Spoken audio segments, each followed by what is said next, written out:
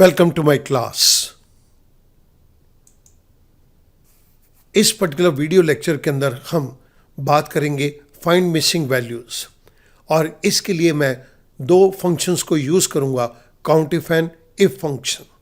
आइएगा मूव करते हैं एक पर्टिकुलर प्रॉब्लम की तरफ जिसके अंदर हम मिसिंग वैल्यूज को फाइंड आउट करेंगे। इस पर्टिकुलर एक्सेल शीट के अंदर मेरे पास एक बहुत बड़ी टेबल दी गई है जिसके फर्स्ट कॉलम के अंदर कस्टमर के नेम है, सेकंड कॉलम के अंदर कस्टमर्स फ्रॉम वेरियस स्टेट्स। ये कस्टमर्स जिस पर्टिकुलर स्टेट को बिलोंग करते हैं उन स्टेट के नाम दिए गए हैं। आप देख सकते हैं कि ये डेटा काफ़ी बड़ा है।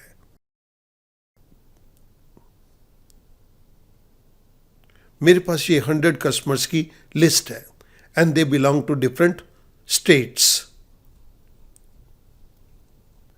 The third column is company's office. Company का ऑफिस सिर्फ इन्हीं स्टेट्स के अंदर है। अब हम जानना चाहते हैं कि प्रॉब्लम क्या है। प्रॉब्लम के केस के अंदर हमें यहां पर यह दिया गया है, XYZ limited serves its customers directly through its service offices in various states and through agency representative offices indirectly in some state. इन स्टेट के अंदर तो कंपनी डायरेक्टली अपने कस्टमर को सर्व करती है, लेकिन इन स्टेट्स के अलावा अगर कोई कस्टमर है तो यहाँ पर कंपनी के जो एजेंसी रिप्रेजेंटेटिव्स हैं वो सर्व करते हैं। Find the name of the states where the company does not have its own service offices to serve their customer directly.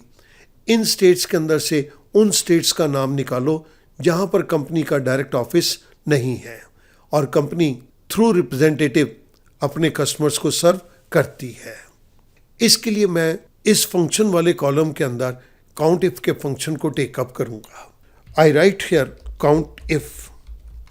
सबसे पहले मुझे रेंज देनी है, तो रेंज के केस के अंदर मैं सी कॉलम के ऊपर हेडर में क्लिक करता हूं।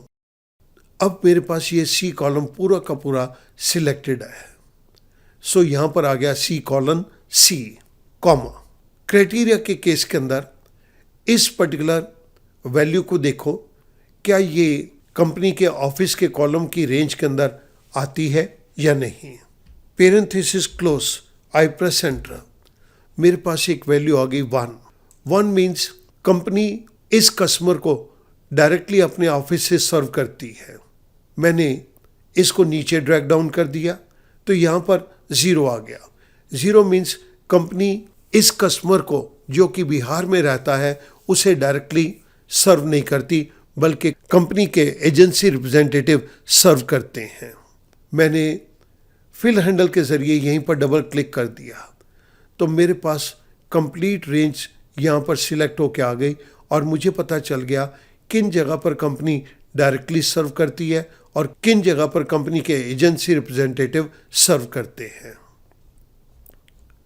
हमने जिस पर्टिकुलर फंक्शन को यूज़ किया वो मैं आपकी रेफरेंस के लिए ऊपर दे रहा हूं,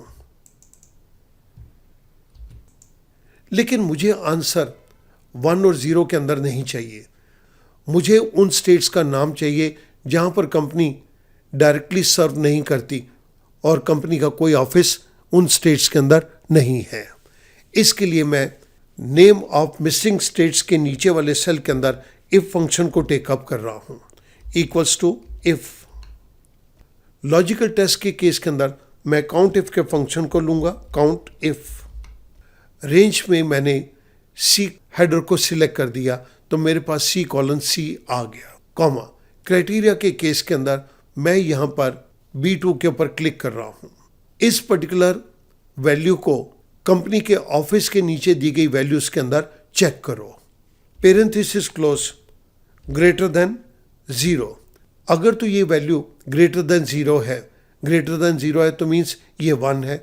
1 है तो इसको ब्लैंक छोड़ दो, नहीं तो यहाँ पर उस स्टेट का नाम दे दो। तो मैंने B2 के ऊपर क्लिक कर दिया, पेरेंथेसिस क्लोज, आई प्रेस एंटर।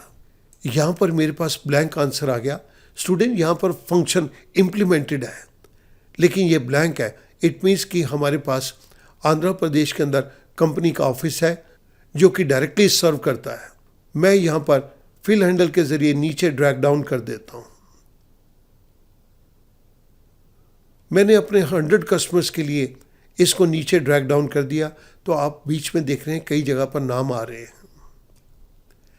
बिहार के अंदर, जम्मू कश्मीर के अंदर, एमपी में, वेस्ट बंगाल में, गोवा में कंपनी के अपने ऑफिसेस नहीं हैं। यहाँ पर इनको एजेंसी रिप्रेजेंट कर रही है। बाकी सभी जगह के ऊपर कंपनी के अपने ऑफिसेस हैं जिसके थ्रू अपने कस्टमर को सर्व करते हैं। ये आपको ज़्यादा विजिबल हो, मैं इसको फुल स्क्रीन मोड पे कर देता हूँ। Now this becomes more visible to you. एक बारी मैं फिर नीचे स्क्रॉल कर रहा हूँ। हमने इसके लिए जिस फंक्शन को यूज़ किया है वो मैं आपकी रेफरेंस के लिए राइट साइड के ऊपर दे रहा हूँ। इस क्वेश्चन की मदद से आप काउंट इफ फंक्शन को बेहतर तरीके से अंडरस्टैंड करेंगे। लेकिन अगर हमें यहाँ पर स्टेट का नाम चाहिए तो उसके लिए हमें इफ फंक्शन को टेकअप करना पड़ेगा। मैं उम्मीद करूँगा इस पर्टिकुलर क्वेश्चन से आपकी अंडरस्टैंडिंग काउंट इफ फंक्शन और इफ फंक्शन को अंडरस्टैंड करने के अंदर और ज़्यादा बेहतर होगी। Thank you very much.